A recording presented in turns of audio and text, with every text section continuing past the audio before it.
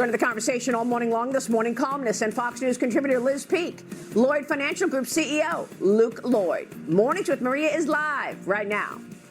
Yeah, I mean, Democrats have reacted differently to the assassination. Many party leaders have condemned the murder, including Pennsylvania Senator John Fetterman.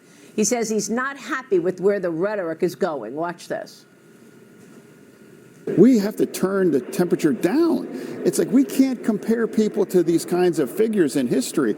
And this is not an autocrat. This is a product of a democratic election. Again, I don't agree with many of these things, but that does not make him an autocrat. Just because if Trump is calling for something X, Y, and Z, then that doesn't mean you have to necessarily oppose that.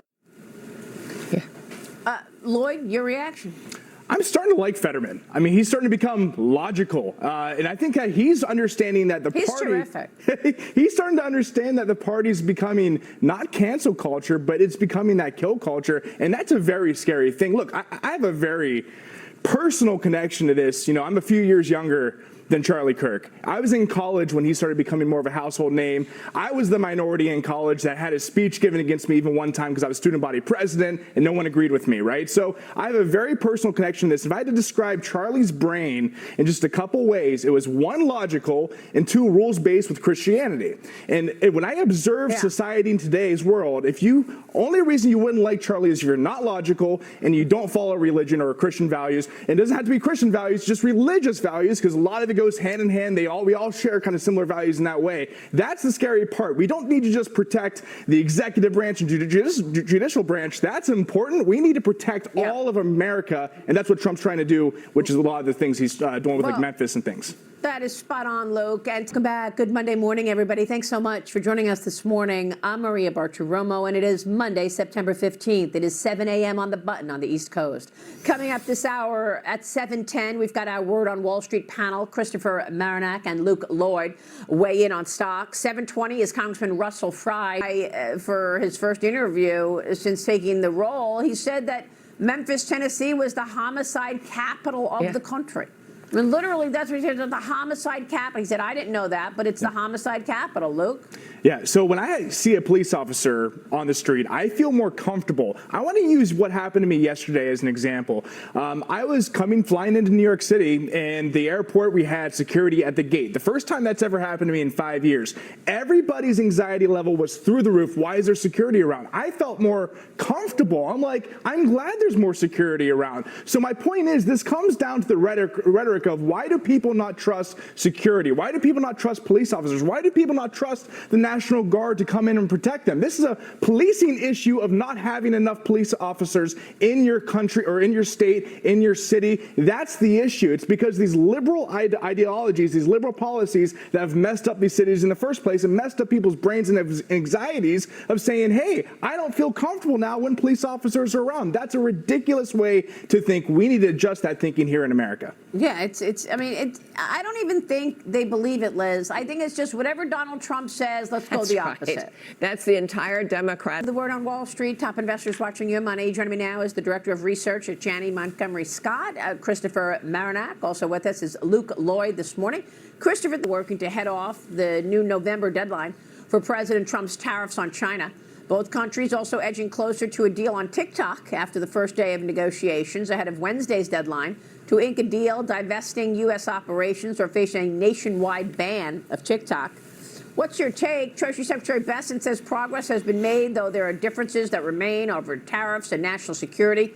This is the fourth round of talks in 4 months, and Trump and Xi Jinping could potentially meet on the sidelines of the APEC summit next month, Luke. Yeah, so this, to me, we're missing the biggest one here, and that's actually the AI chips. You know, the fact that they say they now have somewhat of competing chips over in China, I don't believe that. I think they're using that rhetoric as a negotiating tool. I mean, one of the first rules of negotiating is not letting the other side know kind of what you have or what you don't have, right? So I think from an implementation standpoint, United States is still very ahead. China wants to get ahead. Gordon Chang said it earlier, whoever comes ahead in AI is going to be the winner economically over the next 100 years. So I think these negotiations are going to be dragged out a little bit. I still think China, frankly, is uninvestable. We're looking more here in North America when you're looking outside of United States. We're sticking here in North America. We sold some of our positions over in India and South Africa, South Korea.